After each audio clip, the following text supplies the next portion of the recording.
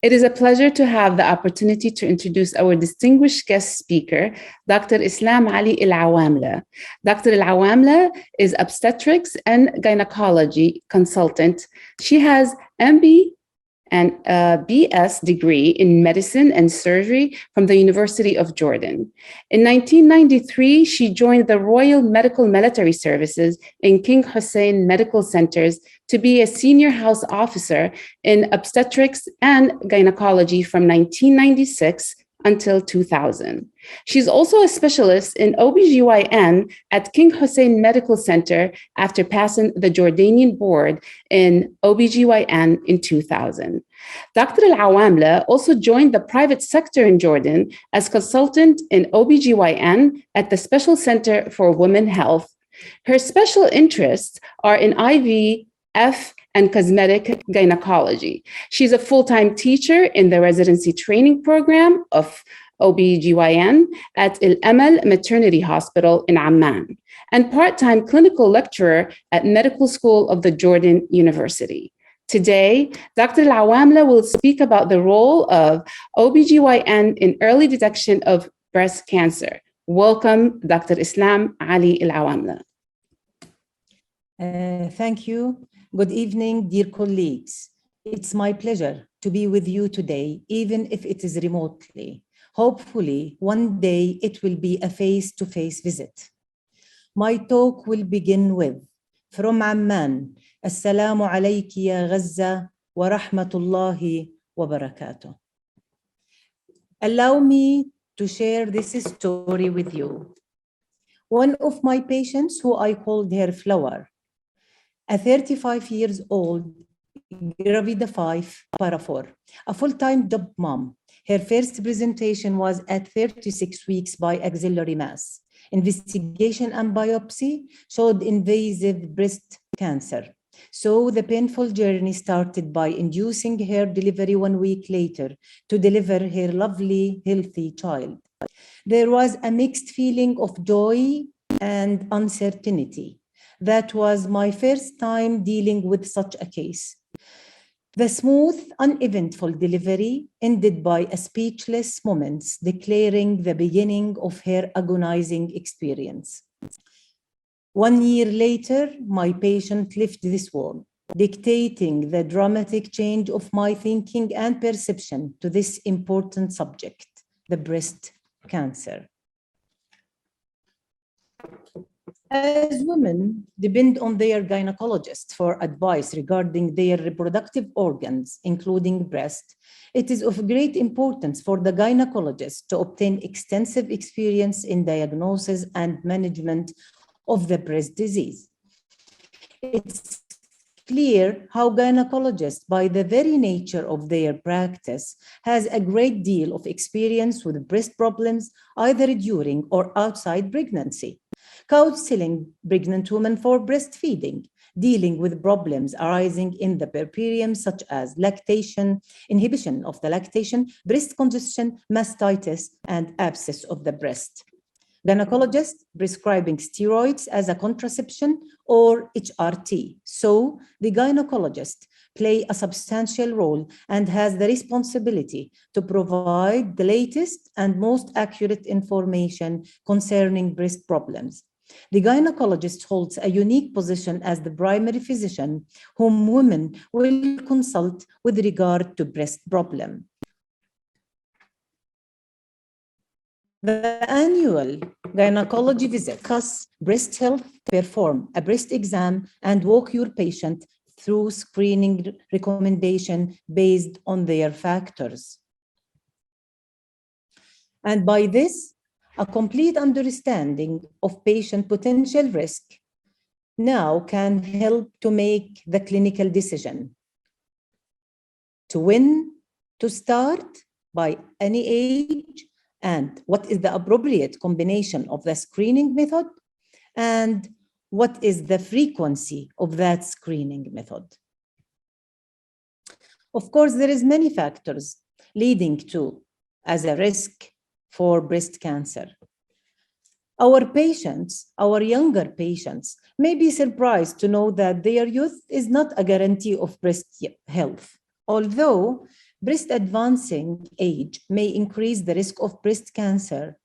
Other factors play a role, and these include a family history of breast, ovarian, or associated cancers, previous breast anomalies, nulliparity, early first menstruation, and late onset of menopause. Also, carrying a mutation in the breast cancer gene is an important risk factor, knowing that those carriers of the mutations who have children are significantly more likely to develop breast cancer by the age of 40 than carriers who are nulliparous, with each pregnancy being associated with increasing their risk of cancer. So having a baby at a young age doesn't appear to protect BRCA1 or BRCA2 gene carriers against subsequent development of breast cancer. Women should be screened for breast cancer. Yes, all professional society agree on that, but they differ on the recommended age at which to start screening and the precise frequency of the screening. Many screening modalities include the mammography, clinical breast examination, and magnetic resonance imaging for high-risk patients. When talking about clinical breast examination, there is a recommendation from the American College of Obstetrics and Gynecology to do the clinical breast exam as part of routine annual care above age of 40. But we have to counsel the patient about its limitation. However, in countries where mammography is too expensive, the clinical breast exam remains the sole screening tool, with a variation in the result of its effectiveness. We all know that most breast cancers are epithelial tumor that develop from cells lining ducts or lobules. And in comparison with nulliparous women, breast cancer in pregnant women is histologically similar also. And the most common one is the invasive ductal carcinoma. We have to know how this tumor spreads and how it behaves. Stressing in the very important subject which is fertility preservation. It is the right for the woman to preserve her fertility. So before systemic therapy is initiated, a discussion between patient, oncologist, and reproductive endocrinologist to discuss the fertility preservation. And this will be by assisted reproductive techniques with ovarian stimulation and oocyte and embryo cryopreservation or ovarian tissue cryopreservation. But unfortunately, these techniques are not available to all women. We as a gynecology have to deal with the specific conditions that has its impact on breast cancer, which is the IVF, ovulation induction, and the HRT. Discussing the IVF and breast cancer risk, the patient came to the clinic. She wants an IVF, and then we will sit and discuss the risk of the breast cancer. This is a challenge. There is a study have shown a link between assisted reproductive technology and increased breast cancer risk in the women of 40 years and older. But those results are conflicting, and further research is needed if the woman is younger age. Moreover, there is a multiple reputable studies have disagree of the idea that there is any link between any breast cancer and the IVF techniques whatsoever. There is an analysis of good data published in the British Medical Journal, analyzing a women who are treated with the assisted reproductive technology method around over 20 years. They found a small increased risk of invasive breast and ovarian tumor among the participants. But The researchers concluded that this risk wasn't associated with the technology itself, but due to the underlying cause of the women treating with this technology, like the age, medical history, or the socioeconomic status. Artificial reproductive technology offers hope to many women who are looking to get pregnant, and it is a method that a woman fighting breast cancer may still want on the table after their treatment is finished. When discussing IVF, present the fact as we know them to your patients. Please make them aware of the available screening tests that can detect possible breast changes early in the duration of IVF cycle. In 2002, a randomized clinical trial by the Women's Health Initiative showed that there is increased risk of breast cancer among patients treated for postmenopausal symptoms by the HRT, the hormone replacement therapy. And another analysis showed the same result, regardless the hormone treatment, whether it's estrogen alone, combined estrogen or progestin therapy, or the tibolone. But a current research, suggested that the estrogen-progestin therapy is associated with higher breast cancer risk than the estrogen therapy alone. And a study in the British Journal of Cancer found that women taking the combined HRT, estrogen, and progestin were 2.7 times more likely to develop breast cancer.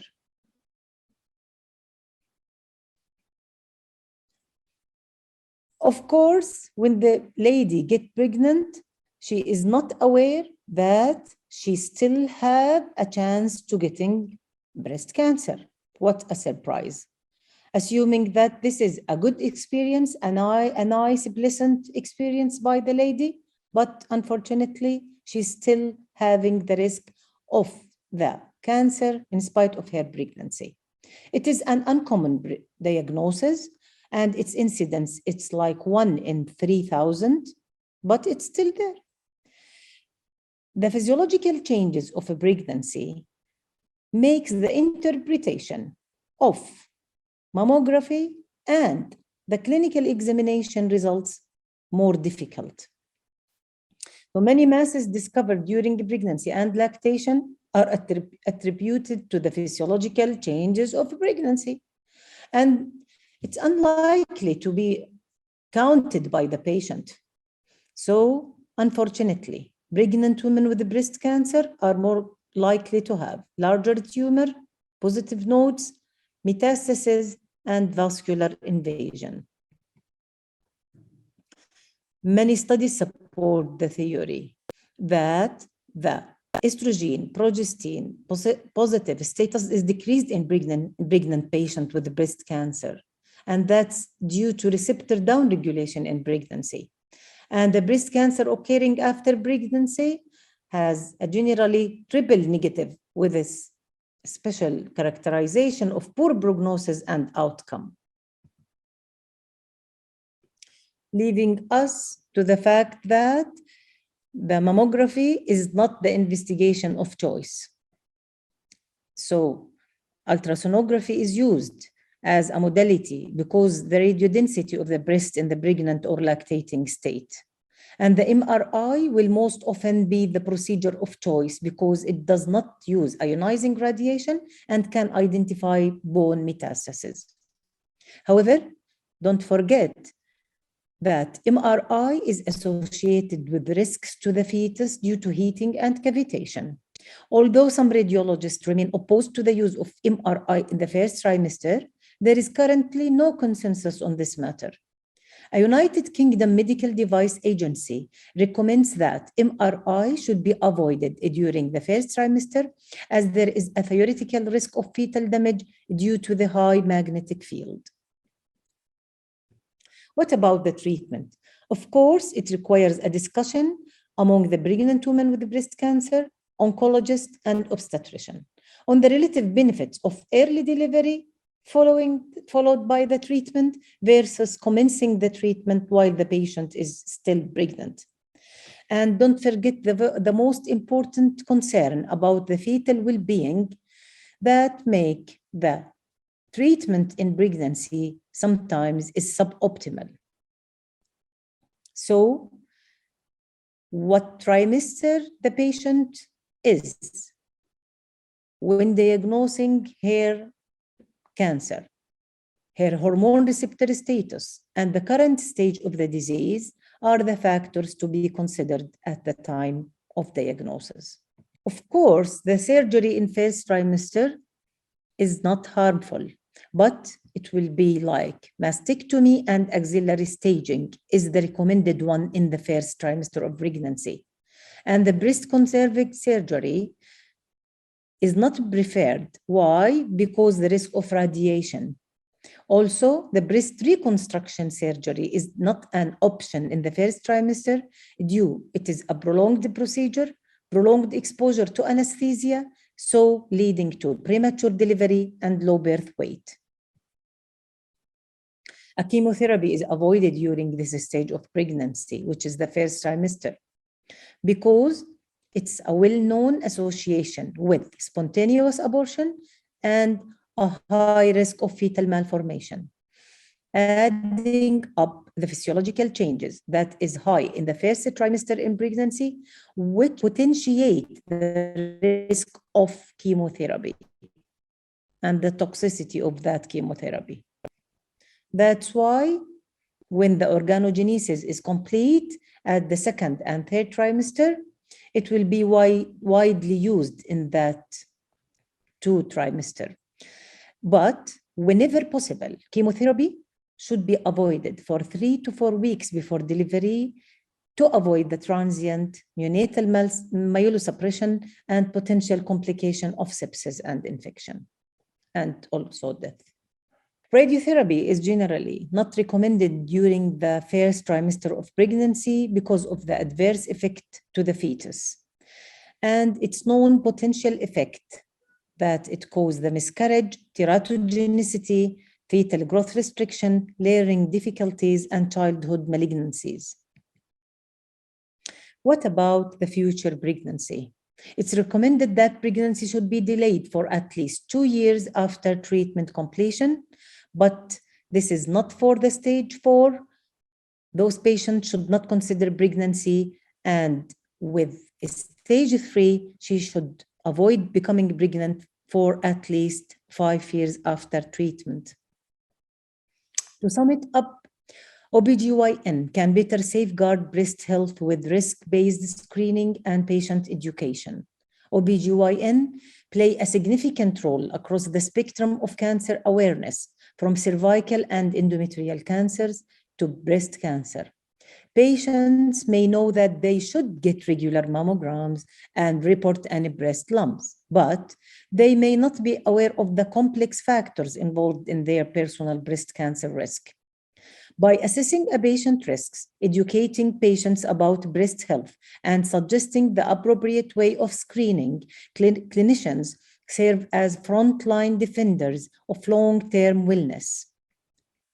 A recent study demonstrated that frequent interaction with primary care physicians can have a positive influence on patient compliance to screening mammography. And interestingly, another study showed that patients diagnosed with breast cancer who their OBS and gynae providers were advocates for the importance of breast cancer treatment were at lower risk of discontinuing treatment compared to patients without this support. And by that, I thank you.